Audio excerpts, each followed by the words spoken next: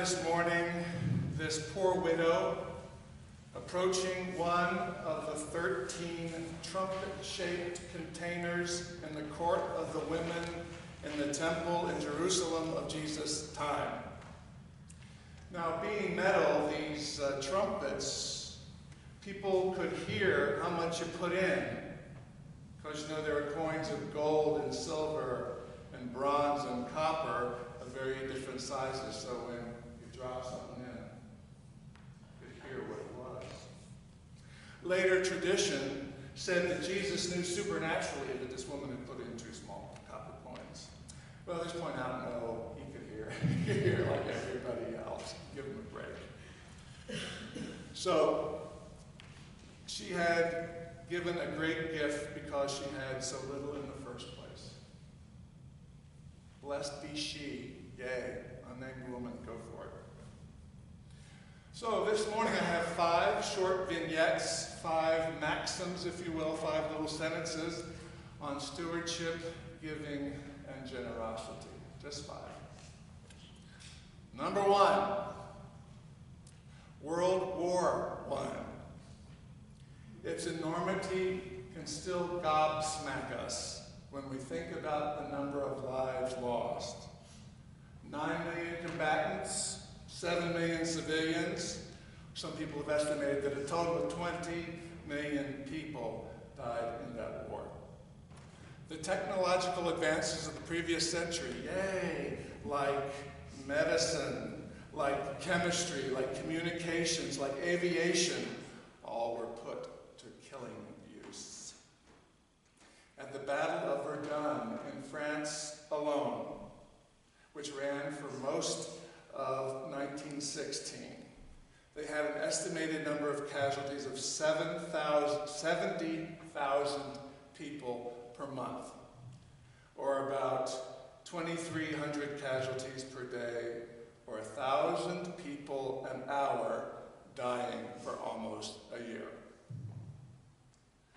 The signing of the armistice between Germany and the Allies, the 11 o'clock, right, the 11th day, the 11th month, has become in the U.S. our Veterans Day, when we remember those who served in our country's wars. War, by the way, if you don't know, is attaining political goals by organized violence.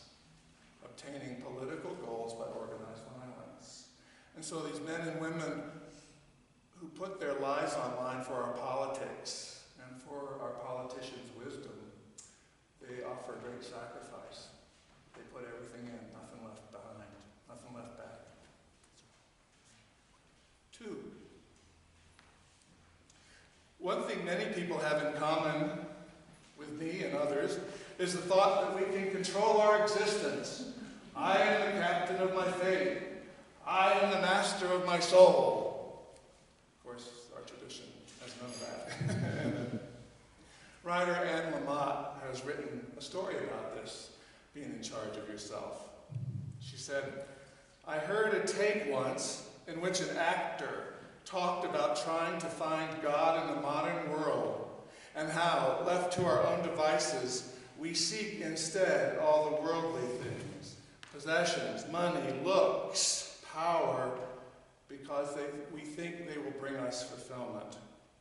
But it turns out to be a joke, because they are just props.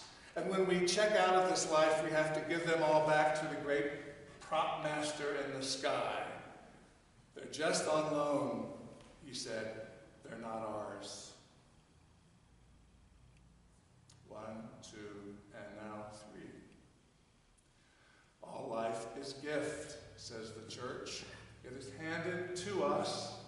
We are stewards of that gift. If you will, we're dealt some cards and we've got to play our deck, to change the metaphor. We are given this gift and eventually we have to hand it back. And when we hand our life back to God, it is as enormous a gift as God gave to us. And we can hold nothing back. Who can half die? When we offer our life back at last breath, the tick but no talk. Holding nothing back. 1, 2, 3, 4. The Orthodox Study Bible, which I've just discovered, informs us that according to the church fathers, that is the guys who were around the first 300 years of the church's existence, according to the church fathers, the Lord accounts the value of a gift not by how much is given, but by how much is kept back.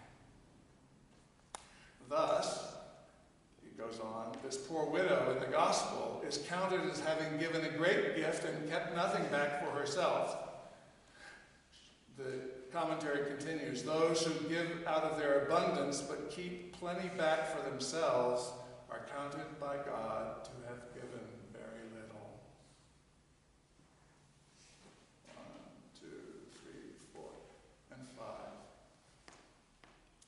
Philanthropic organizations in this country did a statistically significant social experiment, or what's it called, a social project, and they came up with this, that the poor in this country give away proportionally more of their resources than do the wealthy.